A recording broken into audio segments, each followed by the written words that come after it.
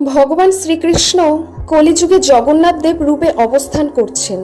কিভাবে শ্রীকৃষ্ণ জগন্নাথ রূপে অবতীর্ণ হলেন সেই কাহিনী আজকের ভিডিও। যুগে যুগে অধর্মের বিনাশ ঘটিয়ে ধর্ম স্থাপনের জন্য ভগবান বিষ্ণু নানা অবতার নিয়ে পৃথিবীতে এসেছেন। দাপর যুগে ভগবান বিষ্ণু শ্রীকৃষ্ণ রূপে অবতীর্ণ হয়েছিলেন। দেহত্যাগের পর শ্রীকৃষ্ণ জগন্নাথ রূপে আবির্ভূত হলেন পুরীতে। মহাভারতের যুদ্ধের দীর্ঘদিন পর দ্বারকায় একটি গাছের ডালে বসে শ্রীকৃষ্ণ বাঁশি বাজাচ্ছিলেন।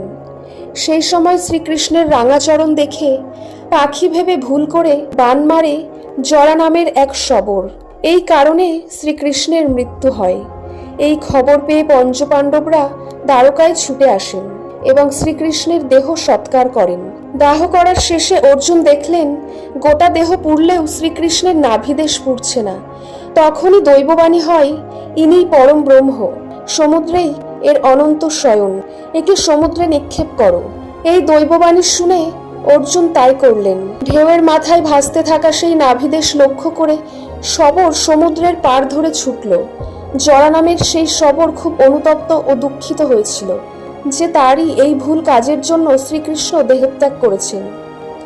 এইভাবে ভাসতে ভাসতে সেই নাভিদেশ দ্বারকা থেকে পুরীতে এসে পৌঁছানোর পর শ্রীকৃষ্ণ শবরকে স্বপ্ন দেন যে এই ভাসমান কাঠ সমুদ্র থেকে তুলে নিতে, কারণ তিনি এখন থেকে শবরদের বংশধরের হাতেই পূজিত হতে চান।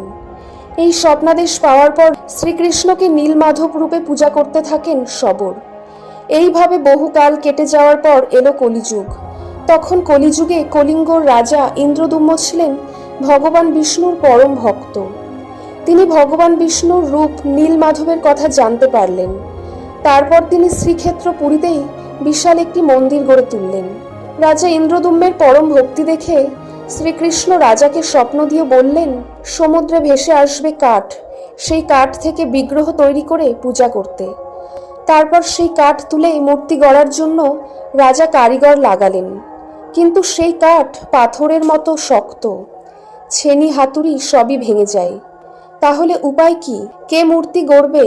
রাজার এই ব্যাকুলতা দেখে বৃদ্ধের বেশে হাজির হলেন বিশ্বকর্মা। তিনিই মূর্তি গড়বেন, তবে শর্ত একটাই, 21 দিন পর্যন্ত দরজা না খুললে কেউ যেন ভেতরে প্রবেশ না করে। এরপর কাজ শুরু হলে ইন্দ্রদুম্নের রানী গুন্ডিচা রোজই দরজায় কান পেতে শোনেন কাঠ কাটার শব্দ। 14 দিনের মাথায় রানী দেখলেন দরজার বাইরে কোনো শব্দ আসছে না। তিনি রাজা ইন্দ্রদুম্নকে একথা জানাতেই রাজা সেই ঘরের দরজা ভেঙে ঘরে প্রবেশ করে। ভিতরে প্রবেশ করে দেখলেন সেই কারিগর বৃদ্ধা উধাও, পড়ে আছে 3টি অসমাপ্ত মূর্তি, হাত পা কিছুই তৈরি করা হয়নি। ভুল করে অপরাধ করে ফেলেছেন বলে রাজা দুঃখে ভেঙে পড়লেন। তখন প্রভু জগন্নাথ দেব রাজাকে স্বপ্ন দিয়ে বললেন, এই রকম আগে থেকেই নির্ধারিত ছিল, তিনি এই রূপেই পূজিত হতে চান। সেই থেকে যুগ যুগ ধরে শ্রীকৃষ্ণ জগন্নাথ রূপে দাদা বলভদ্র ও বোন সুভদ্রার সাথে পূজিত হন। তাই ভগবান জগন্নাথ দেবকে নীলমাধবও বলা হয়।